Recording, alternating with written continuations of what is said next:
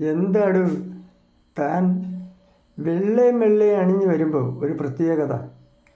തൻ്റെ കൂട്ടുകാരനായ കൂലിപ്പണിക്കാരനായ എന്നെ കാണുമ്പം താൻ വെള്ളയും വെള്ളയും അണിഞ്ഞു വരുമ്പോൾ ഒരു വെട്ടിത്തിരിഞ്ഞൊരു പോക്കും മൂടി തിരിഞ്ഞൊരു നടത്തലും.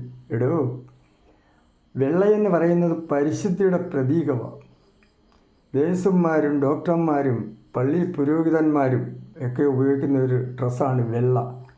വെള്ള പരിശുദ്ധിയാണ്. താൻ അണിയുമ്പോൾ എന്താണ് താൻ ഈ മൂരാച്ചിയായി പോകുന്നത്? എടോ, 6 അടി പൊക്കവും വെള്ള ഡ്രസ്സ് പണിഞ്ഞ് ഒരു ബൈക്കേ നടന്നെന്ന് വിചാരിച്ച് ഇല്ലാത്ത അന്തസ്സൊന്നും കയറി വരത്തില്ല.